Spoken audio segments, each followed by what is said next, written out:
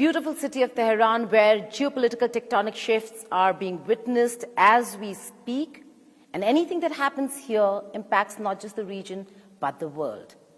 President Trump, in his State of the Union address, put Iran right back at the center of America's national security strategy. And Prime Minister Netanyahu is pushing hard. This at a time when our Prime Minister Modi is visiting Israel. And India today is yet again in the heart of where news is being made and is being broken. We're in conversation with the Foreign Minister of Iran, Abbas Araghchi. Thank you so much, Minister, sir, for joining us here in this conversation. Donald Trump has put Iran on notice yet again. What's your reaction? Is Iran prepared? Well, first of all, thank you for having me. On your question, of course we are prepared. We are fully prepared for both options. War, God forbid, and peace. As you know, I'm going to Geneva this afternoon in order to have the third round of our talks with the U.S. team. And we have made some progress last time. We were able to find some sort of understandings. And I think based on those understandings, we can build something in the form of an agreement, a deal. I think a fair, balanced, and equitable deal is achievable, and we can do it. Of course, our armed forces are prepared to do their job, and we know how to defend ourselves, and this is what we did last time. And we have learned lots of lessons from the last war, so we are even more prepared. And that means, by the way, that the aim is to prevent a war. When you are prepared for a war, you can prevent it. Otherwise, you are inviting it to your home. So we are fully prepared, not because we want war, because we want to prevent the war. I'm a man of diplomacy. I have to talk about my own job. And I think the way we are going to is the best possible way to resolve this problem. There is no military option for Iran's peaceful nuclear program. If there is any concern, if there is any question, if there is any ambiguity, we are ready to address. We are ready to answer questions. We are ready to remove concerns. But we are not ready to give up our right for peaceful use of nuclear technology. This is what we demand. So I believe that tomorrow in Geneva, there is every possibility to come to an agreed solution which is fair and balanced. You believe there's going to be an agreement, or are you just hopeful there's going to be an agreement? Well, I'm hopeful, of course, but I think it is achievable. Of course, it depends on the other side's determination.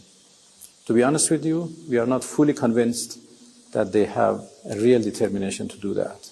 Why? Because we have a bitter experience of the last time. We were negotiating last June when Israel attacked us, and then the US joined that attack. So that memory is still fresh for us. The wounds of that aggression is still alive in our minds. So we cannot forget that once we negotiating with the US, and then they decided to attack us. This time we are obviously more careful, and we have concern. But if there is a genuine, if there is a real serious determination in their side to come to a conclusion, I believe it is achievable. Minister Araghchi, you're saying that you're hopeful and you see intent, not as much, but you're dealing with a US president who is unlike any other in the past. Look at the statement and please react to the statement, his State of the Union address. He has very clearly said, and please tell me where that credibility of the information really comes from, when he says that President has claimed that Iran is developing missiles that can reach America, and that the negotiations and the terms and conditions are no enrichment at all. So where does the claim of the missiles really come from then? Well, President Trump has always complained about fake news. So I think now it is himself the victim of fake news, unfortunately. We are not developing, long-range missiles, and we have limited the range of our missiles below 2,000 kilometers intentionally by ourselves because we don't want anyone. We don't want it to be like a global threat. This is only to defend ourselves. Our missiles has, defense nature. They are only to build deterrence and to help us defend ourselves, exactly as they did in the last June's war. We didn't initiate that war. It was Israelis and then Americans. We only defended ourselves. For them, that was an illegal act of aggression. For us, it was a legitimate act of self-defense. And we did it by our missiles. So our missiles is our reliable means of defense, and we have no intention to extend their range. So this is not the fact. It was also mentioned the number of killings in Iran, another fake news. We have already published the name of those of the victims of the recent terrorist operation. He said 32,000. 3,100. 32,000. Yeah, he mentioned 32,000. But the list includes only 3,117 victims, which is very unfortunate. And we have published the names, and we have said publicly that if anybody thinks that the names are more than this, so please give us the evidence. Please add only one more name to this list. So there has been no names added to that so far. So the number 32,000 is absolutely wrong. So I hope that we establish our understanding based on real facts. And the fact is Iran is not developing nuclear weapons. We have always said, and I would like to reaffirm, that we have no intention to go for nuclear weapons. And we have no intention to go for long-range missiles. And we have, of course, the intention and determination to, establish our rights and to practice our rights for peaceful use of nuclear technology. But isn't enrichment a deal breaker? You're going into Geneva, you're saying you want it for peaceful purposes, but enrichment is a deal breaker, sir. Well, I didn't hear the President say anything about enrichment in State of the Union speech. Enrichment, yes, is a very serious question. And we have dealt with that in the past two rounds of our discussion. And I believe that still there is the possibility to conclude a deal. Of course, I'm not going to negotiate through this panel, but I believe a deal is possible. I'd like to be a fly on the wall, but I'm not that. So might as well tell us, what is fair and equitable to you? How do you see fair and equitable? What should Iran be allowed and what should America get? Well, what we want is only our right, to practice our right. We are a committed member of NPT, Non-Proliferation Treaty, and we have accepted not to have nuclear weapons, but at the same time we have full rights to use nuclear technology for peaceful purposes. And we want to practice that right. If there is any question, as I said, if there is any concern, we are ready to address. So we can build confidence on our nuclear program. And in return, we expect sanctions being terminated. So this is a fair deal, that we build confidence, we make sure that our program is peaceful and would remain peaceful forever. At the same time, sanctions should be lifted and our right for peaceful use of nuclear technology be respected. What do you think is the motivation that brings Trump to a position where he's so anti-Iran? Where does this come from? Does it stem from Israel, the ally? Well, it's a long story, I have to say. Everything began from the Islamic Revolution in Iran. I think Americans failed to understand why it happened. So they started, hostility against that. So in the past 47 years, we have been the subject or the victim of their hostility against us. And they have tried everything. They tried coups several times. They helped Saddam Hussein to impose an 8-year war against us.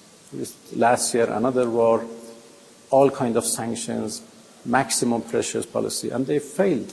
All of them, they failed. Why? Because they have no, real information about Iran and Iranian people. And they are fed with, misinformation campaign, mostly by, Israeli lobbies. So I believe that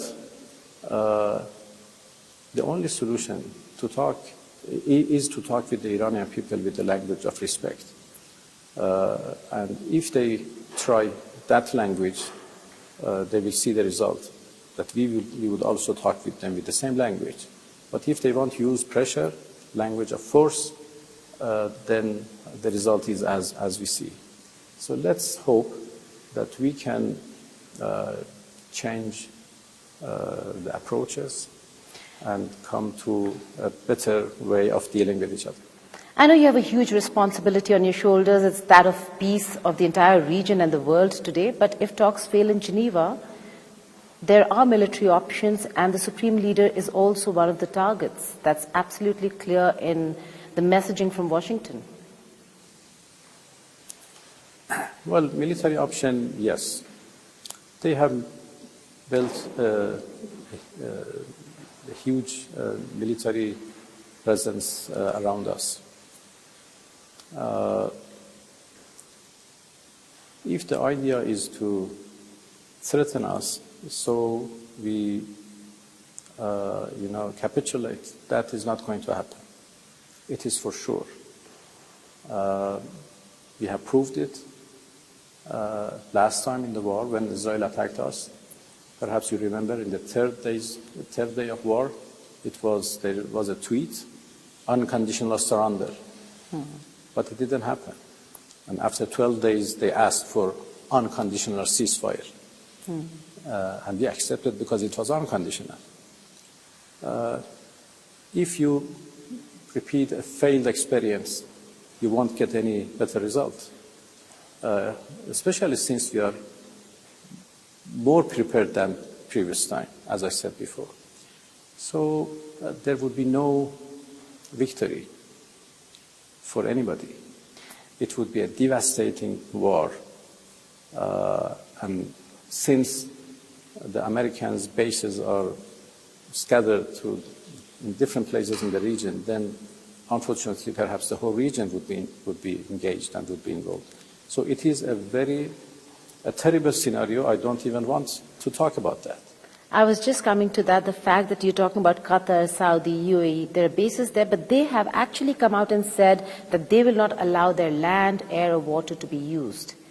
Nobody wants a war over here, but it does seem like President Trump is not looking at it through the prism of their allies in the Middle East, more so through the prism of Netanyahu in Israel.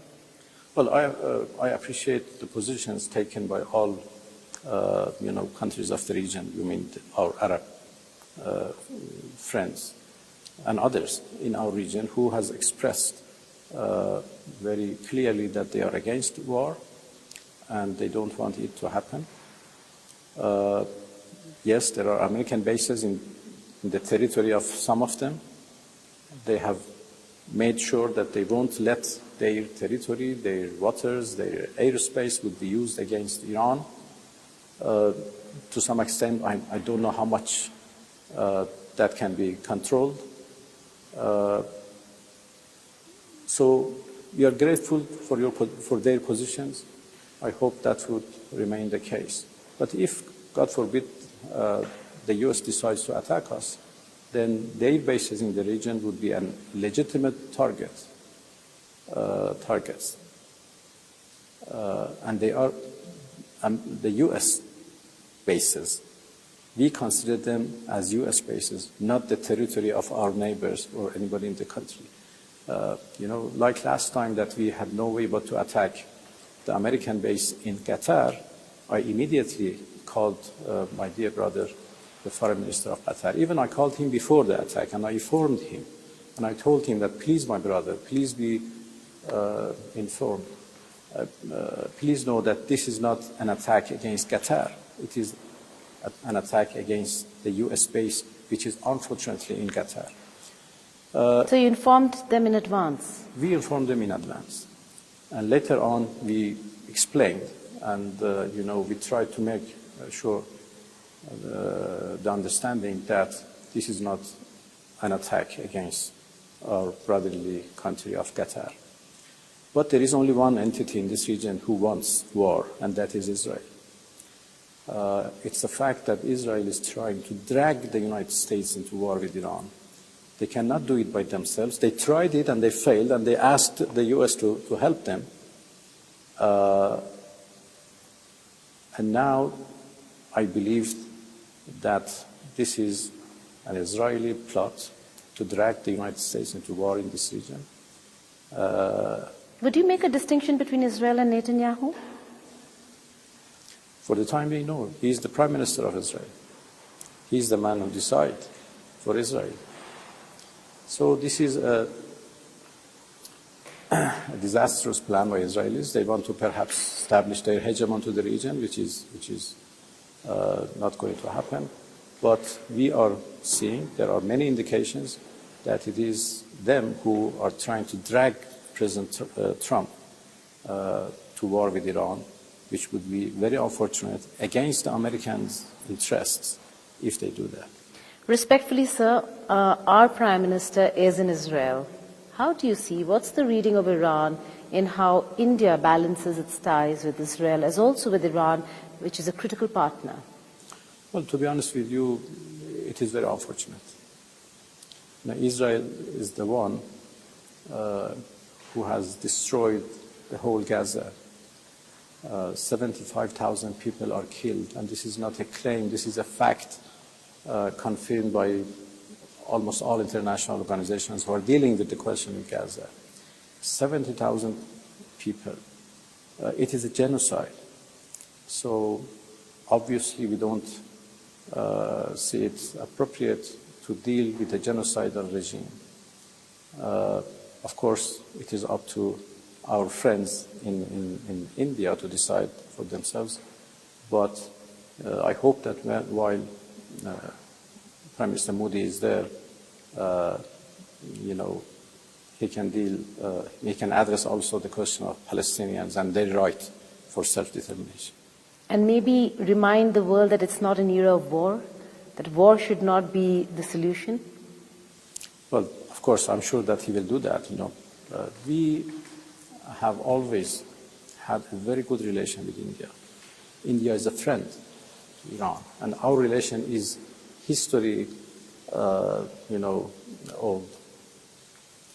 And we have always enjoyed having a good bilateral economic relation, social relations, cultural relations, and political relations. And we want it to continue as such. I have good contact with my colleague, Minister Jaishankar, and we always exchange our views, and we have very good personal relations. So I wish Iran, and I'm confident that Iran and India can continue their good, friendly relations, and I hope that India, play its positive and constructive role to establish peace and stability in our region, and to prevent further crimes and killings by Israelis against Palestinians. Minister Arakchi, there is also, you could call it accusation or reality of support from Iran for Hezbollah, for the Houthis, for the Iraqi militias, and Hamas. Do you consider them terrorists or freedom fighters? We consider them as groups who are fighting for a just cause. Their lands are under occupation, and they have every right to fight with occupiers. They are fighting for a just cause, and we support them. This is not an accusation. This is a reality. Those are not our proxies, for sure, but they are independent groups or organizations or movements that we support because they are fighting for the right things, for the right cause. This is the fact. They are independent groups. They decide by themselves and they act by themselves, as Hamas did it in 7th of October. He didn't even consult with us. What's your position on that? Because that changed the entire dynamics of the region. Today we are seeing more deaths maybe because of that attack.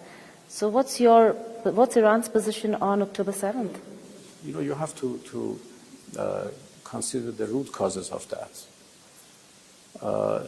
You know, we have a bigger reality, and that is a whole nation of Palestinians being under occupation for more than 80 years.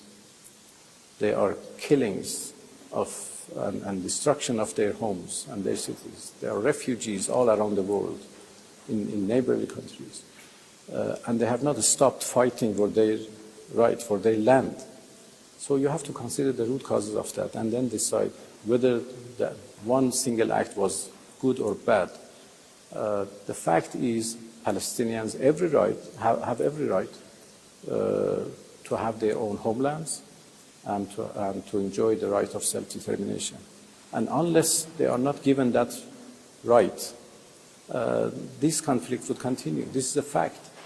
Just look, in the past 80 years, there has been, I think, more than 150 or 60 or maybe 200 different plans to resolve this problem. None of them worked because all of them lacked the element of justice for Palestinians. So unless there is justice for Palestinian people, there will be no peace. This is a fact. Is there disappointment in the international community, the Arab world, in how they have fought for the cause of Palestine or not? Well, of course, you know, it is disappointing because the reality is what we see now on the ground.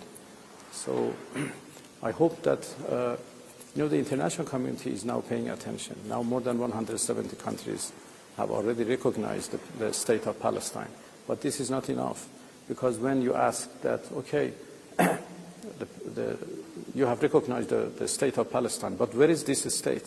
Only on the paper, not on the ground, not for the people. So unless these realities are changed, we cannot expect peace. Even if you suppress Palestinians on a daily basis, if you kill them on a daily basis, at the end there is no peace, because peace would come only if justice is established. Okay. I have to ask you these questions on the domestic front as well, because you spoke about 32,000 people encountering that, saying about a little over 3,000 have been killed in the protests. But the protests are important. How is the administration looking at the protests itself, the need for reform? Should there be reform? I didn't say that more than 3,000 people were killed in protests. Died. No. They killed on a terrorist operation. I used the word terrorist operation. And let me to explain. Yes, we had protests. From 28th December to 7th January, for 10 days, we had legal protests in the streets, gatherings and demonstrations. And it was very well tolerated because it's the right of the people to express their protests in the streets. And that is mentioned in our Constitution, is one of the principles of our Constitution. The government was even engaged with the leaders of those protests. They invited to the cabinet. I was there myself. There was a dialogue how to resolve the problem, how to, address their complaints. And nobody was killed on those 10 days. But on 8th of January, we faced with a completely new phenomenon. Some elements came into this protests among protesters and demonstrators with guns. And they started shooting at our police forces. And when police forces are, shooted and killed, of course they have to react. And then we found out that there are instructions coming from outside. It's a very well planned. Outside where?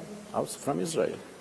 Very well planned to perhaps conduct, something like a coup in Iran. So there were hundreds of, elements armed who came to the streets all of a sudden in most of the Iranian cities with a similar, way of acting, and they acted like, Daesh terrorist groups. They beheaded some of police officers. They burned some of them alive, and then they started shooting at people, in a blindly manner. And then it was very strange for us that they are killing even the protesters. Why? Because President Trump had said that if there are killings, I will come to rescue. So the purpose was to increase the number of deaths so they can drag the United States into this question. So we have, their voices, the instructions coming from outside through,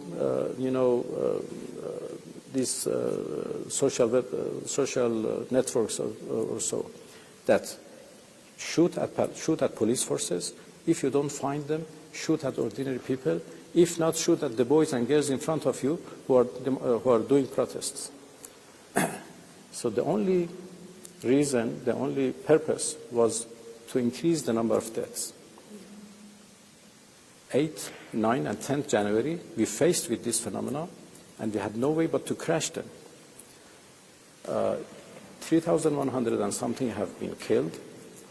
2,500 of them have been listed by us as martyrs. Those who were killed by these terrorist groups, and we have indication, we have proofs, we have,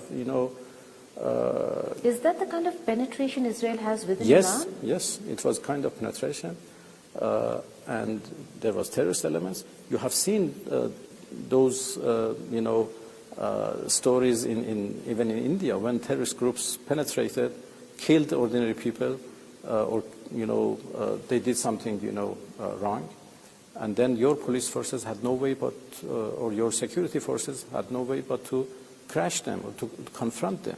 That is exactly what happened in Iran. So we have 10 days of peaceful demonstrations and then 3 days of terrorist operation. And for us, these 3 days are the continuation of those 12 days in last June.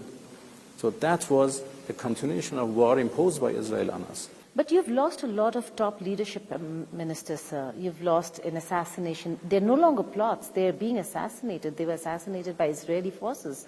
How do you look at the vulnerability of your own security system? Well, it's a fact that we have to accept that we had this weak point. Now we have overcome that weak point. As I said, we learned lots of lessons from the 12-day war. That was one of our weak points, yes. But, the question is that all those high commanders were immediately replaced. And we were able to start defending ourselves from the same day. So the same night that Israelis attacked us, we started to attack them with missiles.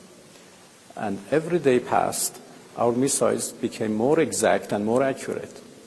And this is why that at day 12, they asked for ceasefire, unconditional ceasefire.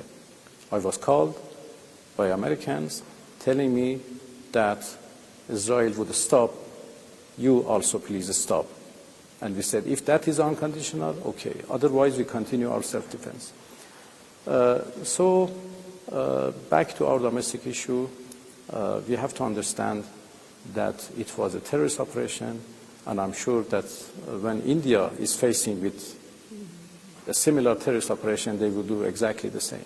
But what about reforms? is the regime considering reforms at all? Something that can maybe get you out of this international isolation on many counts, other than uranium and nuclear. Will the reforms not help? Well, reform, you have to say what do you exactly mean by reform. President Pezeshkian is himself a reformist, based in different categories of politicians in Iran. And he has done a good job so far. But the main problem is not internal reform. Reform is always needed, of course. Every system needs to be reformed, to be corrected. That is obvious. But our problem is not coming from inside. It's mostly from outside, by the hostilities of the United States, Israelis, and others. So we have our policy is to confront those, hostilities from outside and defend ourselves and protect our people first.